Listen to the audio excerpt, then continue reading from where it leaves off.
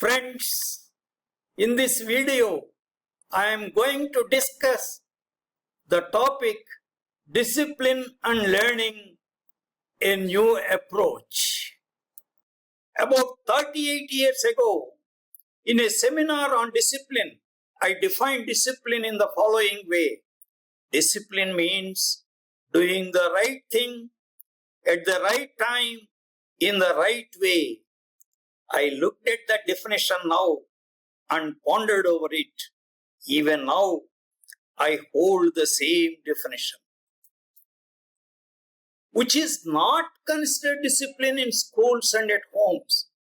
Conformity is not discipline. Regimentation is not discipline. Obedience is not discipline. Punishment is not the same as discipline.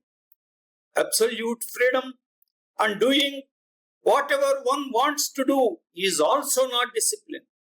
On the other hand, discipline is about developing self-control and good habits, often through self-reflection, self-regulation, and focused effort. Here is why physical punishment is not considered discipline. It is not teaching. Physical punishment does not teach a child what he or she should do or how to behave appropriately. It primarily inflicts pain or discomfort in response to a perceived misbehavior. It can be harmful. According to the Better Health Channel, physical punishment can be detrimental to the child's emotional and psychological well-being. It can lead to anxiety, fear, and aggression. It is not effective in long term. While physical punishment might stop a behavior in the moment, it does not address the underlying reason for the behavior. It is also not effective in promoting long-term positive behavior change. Physical punishment teaches violence. Children learn through observation, model behavior of parents and teachers, and become violent in nature. It reduces sensitivity. Sensitivity is the characteristic trait of children, and it is reduced by physical punishment. In fact, sensitivity should be nurtured both at homes and in schools. Many countries have banned physical punishment of children in both home and in school settings. Sweden was the first country to ban corporal punishment in the home in 1979. Since then, a growing number of nations, particularly in Europe and Latin America, have followed suit, with bans now extending to most of the European Union and the 38 OECD countries. In schools, corporal punishment has also been outlawed in many countries, including Canada, Japan, South Africa, and New Zealand, as well as throughout Europe. India has banned corporal punishment in schools for children aged 6 to 14 through the Right to Free and Compulsory Education RTE Act 2009. This act prohibits both physical punishment and mental harassment in schools. While the RTE Act focuses on this age group, the government has committed to prohibiting corporal punishment in all settings and has accepted recommendations from the international bodies to that effect. Discipline at home, role of parents.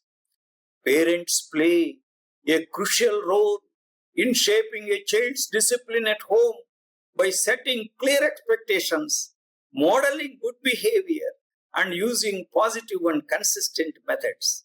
This includes teaching children self-control, problem-solving skills, and the ability to make responsible choices. Positive discipline is a parenting technique focused on kindness and trust. According to Harry Brown, MD, pediatrician and author of Baby 411 and Toddler 411, positive discipline means showing respect, listening, rewarding good behavior, and reminding your child that you love him or her while teaching him or her right from the wrong. These affirmative actions make your child feel respected and loved, which in turn should encourage positive behavior in the future. Key roles of parents in discipline. The first thing is modeling. Children learn by observing their parents. Parents should demonstrate the desired behaviors such as managing time effectively, good habits, staying organized, using pleasant and calm voices, mutual trust and affection and respect, doing the right thing at the right time and in the right way, and handling stress calmly. Second, setting clear expectations. Clearly communicating roles and expectations help children understand what is expected of them. Then positive reinforcement. Appreciating the positive behavior and effort is more effective than focusing on punishment. Then consistent approach.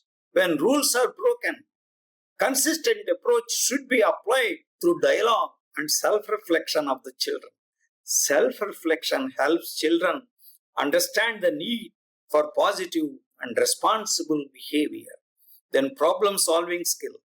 Encourage children to participate in finding solutions to problems, teaching them valuable life skills.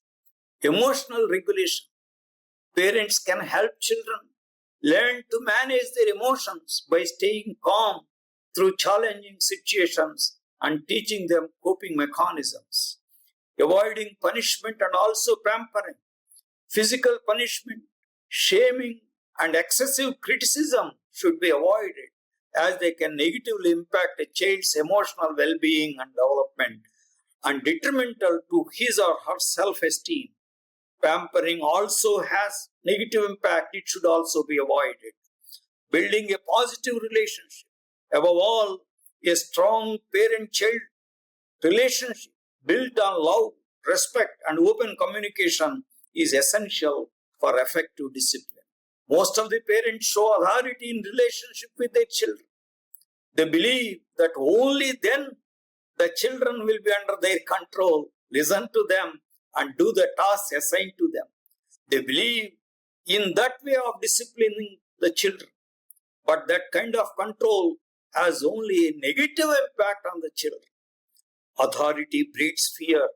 Fear destroys the innate abilities of the children, including creativity, spontaneity, inquisitiveness, questioning attitude, and above all, motivation to learn. Such children will not actively participate in the learning process. Discipline and learning. Role of teachers now. In the Indian education system, teachers play a crucial role in fostering discipline and facilitating learning. They are tasked with not only imparting knowledge, but also shaping students' character, instilling values, and creating a positive learning environment. Discipline in this context goes beyond mere orderliness. It encompasses the development of self-control and responsibility and respect. Roles of teachers in fostering discipline. First one, setting a positive example. Teachers are expected to be role models, demonstrating discipline, integrity, and a strong work ethic. Enforcing rules and code of conduct. Teachers are responsible for maintaining classroom order and ensuring students adhere to school rules and regulations and the code of conduct. Creating a conducive learning environment. They must try to create a safe, supportive, and harmonious learning atmosphere where students feel comfortable and motivated to learn. Promoting self-discipline. Teachers must guide students in developing self-regulation, time management, and organizational skills. Then positive reinforcement. Teachers must use positive reinforcement, encouragement, and constructive feedback to motivate students and foster a positive attitude towards learning. Roles of teachers in facilitating learning. They must create engaging and interactive learning experiences, encouraging student participation and critical thinking. Personalized learning. Teachers should adapt their teaching methods to cater to individual student needs and learning styles, fostering a learner-centered approach. Mentorship and guidance. Teachers provide mentorship and guidance, helping students overcome challenges and achieve their full potential. Fostering curiosity. Teachers must inspire students' curiosity and encourage them to explore and learn beyond the curriculum. Leveraging technology. Teachers should also integrate technology to enhance learning experiences and preparing the students for the digital age. When a man is sufficiently motivated, discipline will take care of itself, said by Albert Einstein. The above quote is applicable to students also. Motivation and learning. The learner-centric teaching strategies, empathetic relationship and effective communication with students foster self-motivation among students towards learning. Alistair Smith believes that motivation causes physiological changes in the brain. Research shows that with proper motivation, more areas of the cortex become involved and learning is quicker. Emotional intelligence and self-motivation.